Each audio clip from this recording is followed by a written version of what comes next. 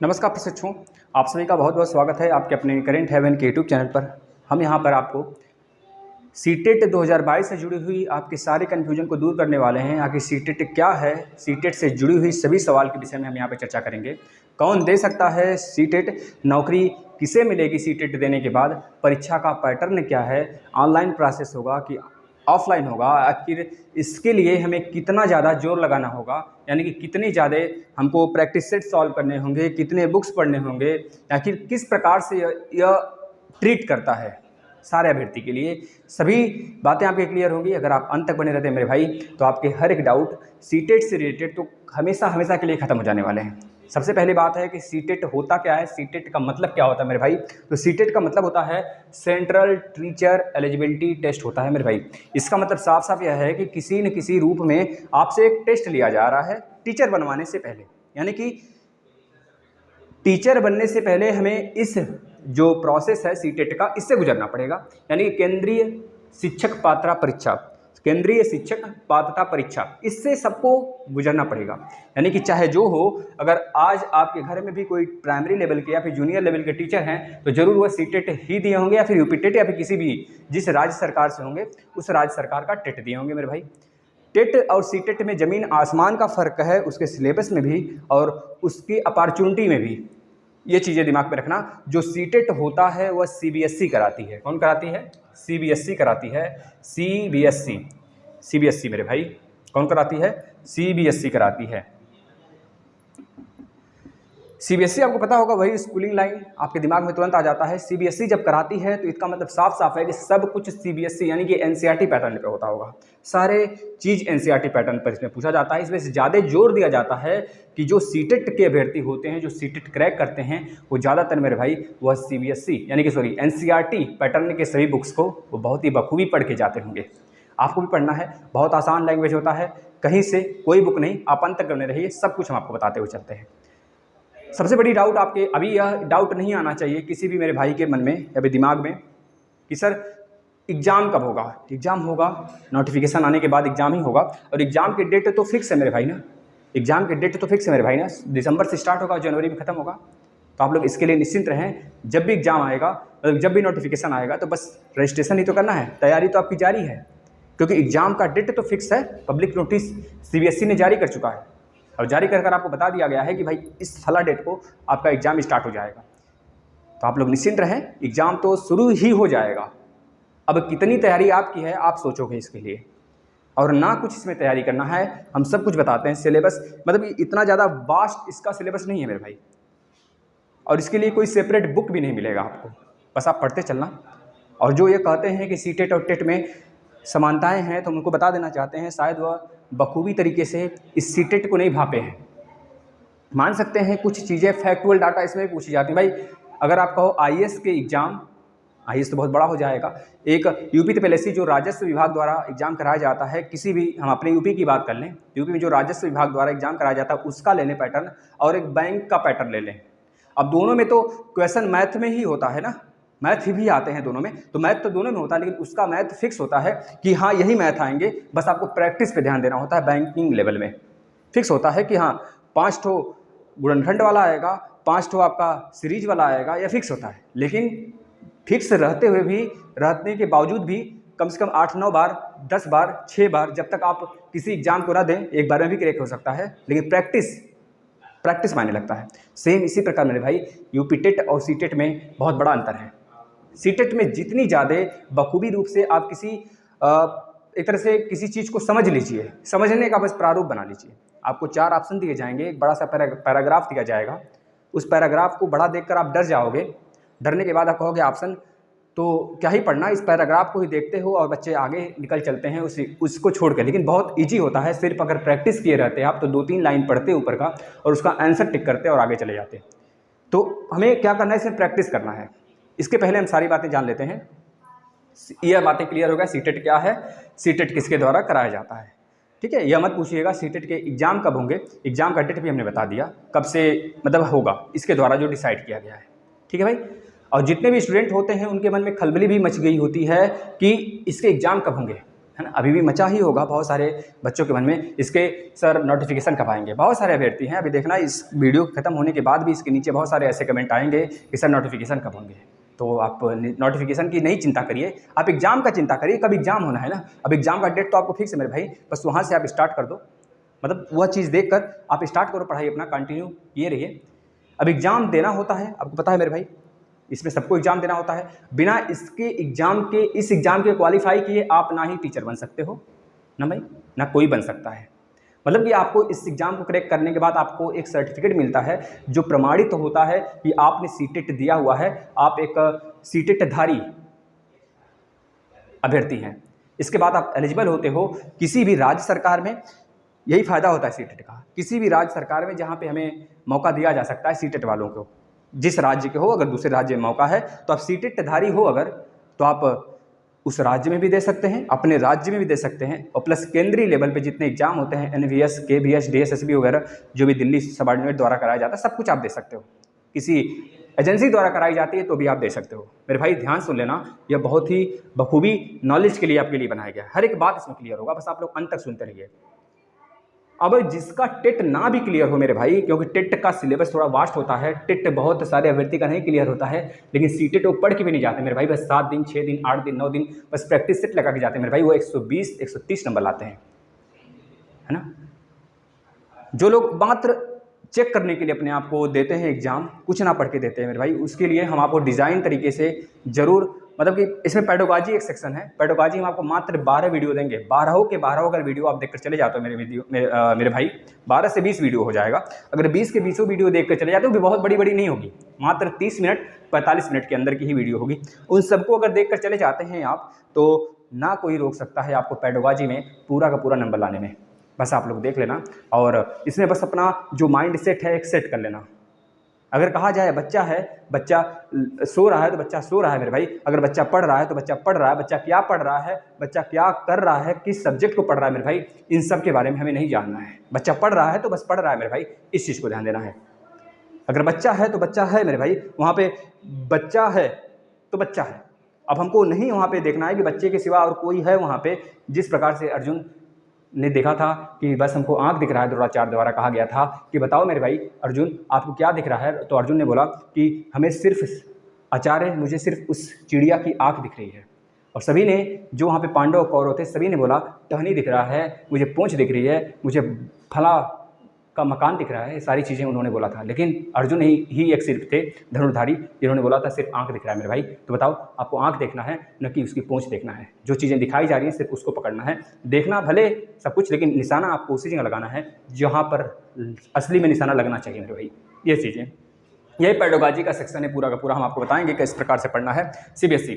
और दूसरी तरफ टेट ना क्लियर हो तो आप दे सकते हैं, ये भी इसका फायदा है। अब देखना, इसमें 2 लेवल के एग्जाम होते हैं मेरे भाई, एक लेवल फर्स्ट होता है, एक लेवल सेकंड होता है।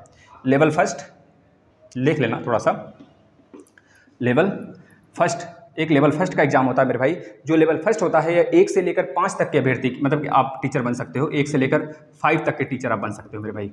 और जो लेवल 2 का एग्जाम होता है, जिसे कहते हैं जूनियर लेवल, इसे कहते हैं प्राइमरी लेवल, या फिर इसे प्राइमरी लेवल, इसे अपर प्राइमरी लेवल के नाम से भी कह सकते हो आप, है ना। तो यह लेवल 2 जो होता है, यह मेरे मित्र 6 से लेकर 6 ही है ना भाई, यह 4 है कि 6 है, 6 यह हो जाएगा, चलना देख लेना जरा, 1 2 3 4 भाई देख लेना, 6 यहाँ पे यह लिख लो। 6 से लेकर कितना तक मेरे भाई, 8 तक आप बन सकते हो टीचर, इससे मतलब अप्लाई कर सकते हो। यह चीज़ें होती हैं लेवल 1 और लेवल 2। अब बहुत सारे अभ्यर्थी के मन में यह डाउट होता है कि सर क्या BTC वाले दे सकते हैं इसको लेवल 2? बिल्कुल मेरे भाई।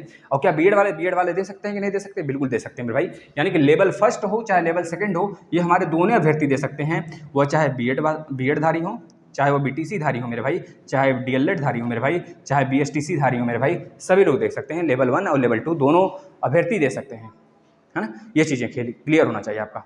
और दूसरी तरफ अगर बात करिए, ऑनलाइन मोड में होगा इस बार भी, आगे भी, और 1 साल इसके पहले भी हुआ था मेरे भाई। यह 2011 से इंट्रोड्यूस हुआ था, सीटेट 2011 से इंट्रोड्यूस हुआ था। मतलब कि इसके पहले जो होता था पेपर वह डायरेक्ट मेरिट के बेस पर होता था, लेकिन अब क्या है, सीटेट देना अनिवार्य कर दिया गया है आपको। सीटेट देंगे, इसके बाद इसको क्वालिफाई करेंगे, सर्टिफिकेट आएगा आपके पास, फिर उसके बाद आप किसी भी एग्जाम में बैठ सकते हैं टीचर के लिए, है ना। ये चीज़ें हो गई। मेरे मित्र ये 20 भाषाओं में होता है इसका एग्जाम। कितने भाषाओं में होता है? 20 भाषाओं में होता है। अब जो भी आप चूज करो, लैंग्वेज 1 लैंग्वेज 2 में, अभी हम बताते हैं इसके बारे में। ये चीज़ें होना चाहिए। अब यह मन में डाउट होगा बहुत सारे अभ्यर्थी के, क्या हर राज्य में इसका पैटर्न सेम होता है? बिल्कुल, हर राज्य के अभ्यर्थी के लिए, अगर मान लीजिए आज आप यूपी के हैं मेरे भाई, तो आज के दिन, वैसे तो पहले इसका एक ही दिन एग्जाम होता था, साल में 2 बार एग्जाम कराया जाता था, लेकिन इस बार मेरे मित्र केवल इस साल से थोड़ी सी हिस्ट्री बदल गई। अब इसकी हिस्ट्री में यह नोटिस हो गया कि अभी तक सीटेट 2 बार जो होता था, 2011 से 2 बार होता था। अब मेरे मित्र 2020 में तो इन्होंने कराया नहीं, 2020 में जब नहीं कराया तो 2021 में कराया इन्होंने एक बार, इसके बाद 2020 में भी हुआ था शायद, देख लेना मेरे मित्र, उतना ध्यान नहीं है, नहीं देख लेना जरा था, 2020 में भी हुआ था, 2021 में भी हुआ है मेरे मित्र। इसके बाद 2022 में भी 2 बार होना चाहिए था इसे। 2000 मान लीजिए पीछे जो कोरोना काल था उसकी वजह से उन्होंने एक बार कराया, लेकिन इस बार इनको 2 बार कराना चाहिए था, लेकिन इन्होंने 2 बार नहीं कराया। हो सकता है कि ऑनलाइन प्रोसेस स्टार्ट किए हों और बहुत सारे इनको दिक्कत परेशानियां सहनी पड़ी हों, इस वजह से नहीं कराया 2 बार। ठीक है, इसके बाद आगे चलते हैं मेरे भाई। ये चीज़ें क्लियर हो गई आपको। बीएड बीटीसी दोनों लोग दे सकते हैं, लेवल 1 और लेवल 2 ऑनलाइन होगा, है ना। इसके बाद आगे चलते हैं मेरे मित्र। अब देखिए सीटेट आजीवन है। अब कोई अभ्यर्थी अगर ये पूछता है कि सीटेट हमें सर एक बार दे लिए तो कब तक इसका वैलिडिटी रहेगा, तो वैलिडिटी इसकी आजीवन कर दिया गया है मेरे मित्र। पिछले बार से ही किया गया और ये 6 महीने बखूबी पहले बताया गया था आपको कि आपका जो सीटेट है चाहे यूपीटेट है वह 2 बार, मतलब वह आजीवन हो गया। पहले 5 साल के लिए था, वह 3 साल के लिए था, अब इसको आजीवन कर दिया गया मेरे भाई। ये आजीवन कर दिया गया है 2021 से, इस बात को याद रखना। इसमें नो नेगेटिव मार्किंग है। अब आगे जो भी प्रोसेस चेंज हो, क्योंकि यह आधुनिक दुनिया है और आधुनिक दुनिया में कुछ भी चेंजेस हो सकते हैं, आगे हम इस पर कुछ नहीं कह सकते, है ना। हो सकता है आज आप कुछ और हो, कल आप कुछ और हो जाओ। इतनी मेहनत कर दो कि कल आपको कुछ और बनने पर मजबूर कर दे आपका मेहनत, है ना। तो मेहनत करिए, समय हमेशा चेंज होता रहता है मेरे भाई, समय कभी रुकता नहीं है, रुक जाता है इंसान, है ना। तो आप चलते रहो। आप जब तक चलोगे मेरे भाई तब तक यह प्रकृति का नियम है, जो चलेगा, जो रेंगेगा भी ना वो भी आगे बढ़ेगा।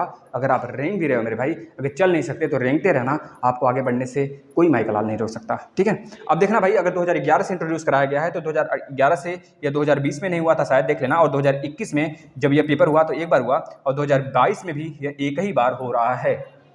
ठीक है, इसके बाद आगे चलते हैं। इसमें मार्क्स कितने लाने होते हैं? क्वालिफाई मार्क्स है या फिर इस बेस पर ही, या फिर इसका मेरिट जुड़ता है? हमारे बहुत सारे बच्चों के मन में डाउट होगा भाई, जो पहली बार दे रहे होंगे कि सर इसका मार्क्स हमारे सुपर टेट में या फिर केवीएस में या फिर जो भी केंद्रीय टीचर के एग्जाम होते हैं, जैसे कि एनबीएस हो गया, एनबीएस नवोदय विद्यालय का होता है, तो क्या उसमें जुड़ेंगे?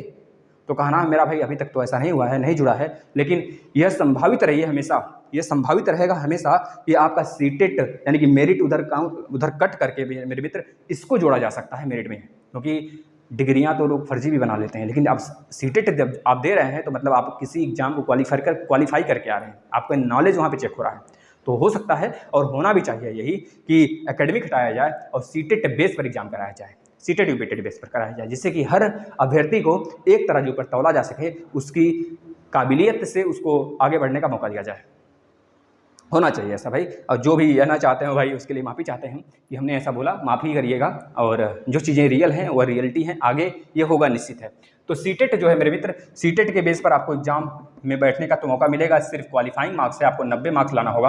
अब ये मत समझ जाना ओबीसी एससी एसटी को कितना लाना है मेरे मित्र। अगर आप उत्तर प्रदेश के स्टूडेंट हैं तो यूपी में आपको सुपर टेट में क्वालिफाई करने के लिए ओबीसी एससी एसटी को, चाहे सीटेट हो चाहे यूपीटेट है, 82 मार्क्स लाने होते हैं। लेकिन अगर आप सीटेट दे रहे हैं मेरे मित्र, सीटेट दे रहे हैं तो यह बखूबी ध्यान में रख लीजिएगा, 90 नंबर से कम किसी भी अभ्यर्थी को नहीं लाना है। वैसे तो 82 नंबर लाएंगे केवल यूपी में ही लटके रहेंगे, लेकिन अगर 90 नंबर ला रहे हैं मेरे मित्र, तभी जाके सीटेट का मतलब कुछ निकलने वाला है। उनके लिए तो सीटेट का मतलब ही कुछ नहीं निकलेगा, जो एससी एसटी ओबीसी हैं और 82 नंबर लेके आ रहे हैं सिर्फ इसलिए कि हम यूपी के सुपर टेट के एग्जाम में बैठ जाएंगे। उनके लिए सीटेट का कोई मतलब नहीं हो, फिर यूपीटेट दे लिए होते भाई, यूपीटेट दे लिए होते और यूपी भर में ही सिमट के रह जाते। अगर सीटेट दे रहे हैं तो इतना याद रखना मेरे मित्र, आपको 90 नंबर लाना होगा। और आप अगर अदर स्टेट में भर सकते हैं, सीटेट का मतलब ही होता है अदर स्टेट प्लस केंद्रीय विद्यालय, मतलब जितने भी केंद्र के एग्जाम होते हैं सब में आप बैठ सकते हो। तो सीटेट में याद रखना, चाहे जो हो मेरे मित्र, आपको 90 नंबर का टारगेट रखना है। अभी पासिंग मार्क्स से हम ये नहीं कहते 90 नंबर ही लाइएगा, आप 135 140 नंबर भी आते हैं अभ्यर्थियों के, है ना, 119 नंबर 120 नंबर, ऐसे बहुत अच्छे अच्छे नंबर आते हैं, तो आप भी लाओगे इतना। दूसरी तरफ अगर बात कर ले मेरे मित्र, ये कितने नंबर का होता है, कितने नंबर का होता है? 150 नंबर का होता है मेरे मित्र, 150 नंबर का होता है, 150 मिनट में होता है और 150 क्वेश्चन होते हैं। ध्यान से सुन लेना, 150 नंबर का, 150 मिनट का, यानी 2.5 घंटे और 150 क्वेश्चन होते हैं इसमें मेरे मित्र। बस ये चीज़ यहाँ पर दिमाग में रख लेना, ठीक है। अब इसमें 20 हम आ जाते हैं, इसमें थोड़ा सा बात कर लेते हैं इसके सिलेबस से जुड़ा हुआ। ध्यान से पढ़िएगा, सिलेबस हम आपको दोनों बताने वाले हैं, लेवल 1 का भी और लेवल 2 का भी। लेवल 1 में सिलेबस में क्या है और लेवल 2 में सिलेबस में क्या है, सारी बातें आपको क्लियर कर देते हैं इसी जगह। देखिए, दो लेवल 1 हो चाहे लेवल 2 हो, दोनों में ध्यान से देखना मेरे मित्र। ये लेवल 1 है और ये लेवल 2 के लिए हमने यहाँ पे लिख दिया लेवल 2, ठीक है। लेवल 1 का पहले देख लेते हैं, जो ज़्यादातर अभ्यर्थी क्वालिफाई करना चाहते हैं। तो लेवल 1 में पहला तो मैथमेटिक्स मेरे मित्र याद रखना, मैथमेटिक्स में आपको 30 नंबर का प्रश्न होगा। इस 30 नंबर में से 15 नंबर का पेडागॉजी होगा और 15 नंबर का मान सकते हो आप डायरेक्टली आपके न्यूमेरिकल होंगे, है ना। इसका जो ये 15 नंबर वाला सेक्शन है न्यूमेरिकल वाला, उसको हमने फिनिश कर दिया है। आइएगा प्ले लिस्ट में, वो आपको मिल जाएगा। इसी चैनल के प्ले लिस्ट में आपको सीटेट का भी यूपी टेट का भी दोनों क्लासेस मिल जाएंगे। बिल्कुल भरपूर तरीके से खूब प्रैक्टिस करिए, ठीक है ना। मैथ के बाद आ जाते हैं, वैसे भी आगे हम क्लास भी लेंगे, सारे क्लास लेंगे मेरे मित्र, बस देखते चलना आप। मेहनत जब करना है तो दिल खोल कर मेहनत किया जाए, है ना। तो बस हम लगन से लगे रहेंगे। बस इतना याद रखना, जितने क्लासेस हैं उसको आप जब देखना ना तो शेयर कर देना, लाइक भी कर देना। अगर चैनल को सब्सक्राइब नहीं किए मेरे मित्र तो सब्सक्राइब करना आपकी रिस्पॉन्सिबिलिटी है, हम एक बार भी नहीं बोलेंगे। मैथ के बाद आ जाते हैं मेरे मित्र, हम आ जाते हैं ईवीएस। ईवीएस बहुत ही आसान सब्जेक्ट होता है। अगर इसे थोड़ी सी अपनी गहनता से अध्ययन कर लिया जाए ना तो अपने पर्यावरण के बारे में भी जानेंगे, अपने आस पड़ोस के बारे में भी जानेंगे और इससे बहुत कुछ सीखेंगे मेरे भाई। और आपका सीटेट भी क्लियर होगा, यानी कि 30 नंबर का भी आता है और 30 नंबर में 15 पेडागॉजी होता है और 15 नंबर आपके डायरेक्ट फैक्ट होते हैं। जैसे कि इसमें बहुत सारे हमने फैक्ट जो वाला सेशन है वो हमने कंप्लीट करा दिया है और जो पेडागॉजी वाला सेक्शन है वो अभी चल रहा है, सिर्फ मात्र 4 क्लास आए हुए हैं उसके, तो आगे चलेगा, अभी घबराना नहीं है। इसके बाद ईवीएस के बाद मेरे मित्र आ जाता है आपका सीडीपी चाइल्ड डेवलपमेंट प्रोग्राम। आपको पता है मेरे मित्र, यह तो सारे बच्चे पढ़ते हैं, बिना इसके आप टीचर कैसे कहलाओगे, है ना। तो सीडीपी बच्चों के बारे में जानना भाई जरूरी है। तो इसमें आपके शिक्षण जगत से चीज़ें आती हैं। कह लीजिए कि जो भी सीटेट होता है, सीडीपी होता है, इसमें 15 नंबर का पेडागॉजी होता है और 15 नंबर का आपका डायरेक्ट फैक्चुअल डाटा, जैसे कि सिद्धांत हो गए आपके, कोहलबर्ग के सिद्धांत हो गए, जीन पियाजे के सिद्धांत हो गए और इस तरह बहुत सारे सिद्धांत हैं तो 100 से ऊपर सिद्धांत, लेकिन कम से कम आपको 20 तो रटे ही जाना है, 20 से 22, जो कि हर एक एग्जाम में डायरेक्टली पूछ लिया जाता है ना। इसके बाद मित्र आ जाते हैं सीडीपी के बाद आ जाते हैं लैंग्वेज 1 और लैंग्वेज 2। लैंग्वेज 1 और लैंग्वेज 2, इसमें ध्यान देने वाली बात यह होती है, आप एग्जामिनेशन फॉर्म मतलब जब रजिस्ट्रेशन फॉर्म फिलअप करते हैं तो उसमें सबसे बड़ी चीज़ ये ध्यान बच्चे गलती कर देते हैं, इस वजह से एग्जाम में उनका गड़बड़ी हो जाता है। अगर लैंग्वेज 1 है तो मेरे मित्र आप एक कॉपी पे लिख लेना, एग्जामिनेशन फॉर्म भरने से पहले, रजिस्ट्रेशन फॉर्म भरने से पहले एक कॉपी पे लिख लेना, लैंग्वेज 1 में हमने हिंदी लिया हुआ है। लैंग्वेज 1 में आपको हिंदी अगर आप लिए हैं तो हिंदी लिख लीजिएगा, क्योंकि अगर लैंग्वेज 1 में आप हिंदी चूज करते हैं तो लैंग्वेज 2 में हिंदी नहीं चूज करना है आपको। अगर लैंग्वेज 2 में हिंदी चूज करते हैं तो लैंग्वेज 1 में हिंदी नहीं चूज करना है आपको। तो वहाँ पर भी याद रखना है कि लैंग्वेज 1 में हमने हिंदी चूज किया है तो हिंदी ही सॉल्व करेंगे, केवल दूसरा सब्जेक्ट नहीं सॉल्व करेंगे, अन्यथा कंडीशन में आपका नंबर खत्म, कहानी खत्म हो जाएगा, आपका स्टेटस वहाँ पे 0 दिखाएगा। फिर लैंग्वेज 2 में अगर आपने इंग्लिश लिया हुआ है तो इंग्लिश, संस्कृत लिया हुआ है संस्कृत, अगर उर्दू लिया हुआ है तो आप उर्दू लेंगे। यस, यह पूरा का पूरा इसका सिलेबस हुआ। और इसमें याद रखना, अगर आप पेडागॉजी पे जोर दे दिए मेरे मित्र, 75 नंबर का कहने को पेडागॉजी है और 75 नंबर कहने को फैक्ट है, लेकिन इसमें मान के चलना 90 नंबर पेडागॉजी आएगा और जो बच गया 60 क्वेश्चन वो आपका फैक्चुअल डाटा होते हैं। इसको आप थोड़ा सा गहनता से देखिएगा और बहुत ही आसान होता है पेडागॉजी मेरे भाई। उसमें कोई बुक की स्पेशली कोई बुक नहीं होता है उसके लिए। हम तो कहते हैं सीटेट के लिए मात्र प्रैक्टिस सेट और जो कुछ आपके अंदर ज्ञान है ना, जो माइंड है थोड़ा सा, जो वहाँ पे प्रेजेंस ऑफ माइंड होता है उसको देखना चाहता है थोड़ा सा। अगर आप प्रेजेंस ऑफ माइंड थोड़े से अच्छे वर्क कर रहे हैं आपके, तो बहुत ही अच्छा नंबर स्कोर कर सकते हैं सीटेट में और बहुत ही बेहतरीन नंबर ला सकते हैं। सीटेट के बदौलत ही लोग अच्छे जो प्राइवेट संस्थान होते हैं ना, वहाँ पे चले जाते हैं, बहुत अच्छे पैसे, मोटे रकम कमाते हैं मेरे भाई। 60,000 50,000, थोड़ा सा 1-2 साल अगर ठहर गए वहाँ पे ना तो आपकी इनकम काफ़ी ज़्यादा हो जाती है वहाँ पे, है ना। वैल्यू दे दिया जाता है आपको और बहुत काफ़ी अच्छे इनकम कमा सकते हो आप अगर सीटेट क्वालिफाई हो, बहुत अच्छे मार्क्स से क्वालिफाई हो, प्लस अगर गवर्नमेंट जॉब नहीं लगा आपका तो आपका प्राइवेट में, कितने लोग तो अगर प्राइवेट में अच्छा रकम मिलने लगता है उनको एक तरह से जो इंटरव्यू वगैरह होता है उसके बेस पे जब जाते हैं वहाँ पर, उसके बाद वो ज्वाइन ही कर लेते हैं। दिल्ली वगैरह में सबसे ज़्यादा यहाँ पे ऐसे टीचर हमको मिल जाएंगे देखने के लिए। और लेवल 2 में भैया वही चीज़ है, मैथ है, सॉरी मैथ छोड़ दीजिए, लेवल 2 में भी रुक जाइए, मैथ बताते हैं। पहले तो याद रखना ईवीएस सबको देना है ना, यह भी 30 नंबर के होंगे और इसमें सबसे बड़ी खास बात यह है लगभग 20 नंबर के फैक्ट होते हैं और 10 नंबर के ही पेडागॉजी आते हैं। ईवीएस के बाद आ जाता है मेरे मित्र सीडीपी आ जाता है। सीडीपी भी वही हाल है, 20 नंबर का आपका होता है फैक्ट और 10 नंबर का आपका पेडागॉजी आ जाता है। इस चीज़ को ध्यान देना है और काफ़ी अच्छा लेवल होता है इन सब का। जो लेवल 2 होता है उसका अच्छा लेवल होता है, दोनों भाई दे सकते हैं मेरे। इसके बाद लैंग्वेज 1 और लैंग्वेज 2 होता है। लैंग्वेज 1 में भी अगर कहें क्या, अच्छा 1 मिनट मेरे भाई, ये यहाँ पे ईवीएस नहीं है, इसको काटिएगा थोड़ा सा, ईवीएस नहीं होता। वही तो हमने कहा, कहाँ से ईवीएस आ गया भाई, ईवीएस के लिए बता रहे हैं, ध्यान से देखना। सीडीपी हो गया, लैंग्वेज 1 हो गया। लैंग्वेज 1 भी 30 नंबर का होता है, जिसमें 20 नंबर आपका पेडागॉजिस होता है, 20 नंबर सिंपल होता है और 10 नंबर पेडागॉजिस होता है। सेम लैंग्वेज 2 में भी मेरे मित्र, इसमें 20 नंबर का आपका सिंपल होता है और 10 नंबर पेडागॉजी होता है। ये चीज़ें दिमाग में रख लीजिएगा। इसके बाद आ जाता है उन अभ्यर्थियों का खेला जो बीटेक किए हुए हैं या फिर बीएससी किए हुए हैं और साइंस बैकग्राउंड के अंदर आते हैं, तो उनको मैथ और साइंस से पाला पड़ेगा। उनका मैथ और साइंस से पाला पड़ेगा। मैथ 30 नंबर का, साइंस भी 30 नंबर का उनके द्वारा पूछा जाता है। इस मैथ के 30 नंबर में 20 नंबर का डायरेक्टली हूबहू बहुत ही आसान सा मैथ होता है, मतलब आप सॉल्व कर लोगे मैथमेटिक्स के स्टूडेंट हो तो। और 10 नंबर का पेडागॉजी पूछा जाता है और 30 नंबर में 20 नंबर पेडागॉजी, 20 नंबर मतलब कि जनरल साइंस पूछा जाता है और 10 नंबर का आपका पेडागॉजी होता है मेरे भाई। ये तो रहा उनके लिए जो साइंस बैकग्राउंड से हैं। तो 30 नंबर यह हो गया, 30 नंबर यह हो गया, 30 नंबर यह हो गया और 60 नंबर इधर हो गया, तो मिलाकर हो गया 150 क्वेश्चन। 150 क्वेश्चन ये रहा साइंस बैकग्राउंड के लिए। लेकिन जो हमारे भाई बीए किए हैं, बीकॉम किए हैं, उनके लिए यहाँ पे मैथ और साइंस की जगह सोशल साइंस होता है, बस 60 नंबर का। यह पूरा का पूरा राम कथा था। अगर इसमें भी अगर आपको कोई शक हो, कोई चीज़ें ना समझ में आई हो मेरे भाई, तो ज़रूर कमेंट करिएगा। हमें नहीं लगता है कि हमने कुछ भी छोड़ा हो, सब चीज़ हम एक तरफ से बताते गए हैं, जितने भी आपके डाउट हैं। हाँ, नौकरी किसे मिलेगा, ये बात है आपको ध्यान लेना है थोड़ा सा। और परीक्षा पैटर्न हमने बता दिया। नौकरी किसे मिलेगा मेरे भाई, नौकरी तो उसे ही मिलेगा आज के वक्त में जो मेहनत करेगा। एक बार हार गए, फिर से खड़े हो जाओ मेरे भाई, फिर से दौड़ लगाओ। फिर हार गए ना, फिर दौड़ लगाओ मेरे भाई। अगर फिर हार गए मेरे भाई ना, फिर दौड़ लगाओ मेरे भाई। फिर हार गए तो फिर दौड़ लगाओ मेरे भाई। तब तक दौड़ लगाते रहो मेरे भाई, जब तक आपको आपका लक्ष्य न मिल जाए।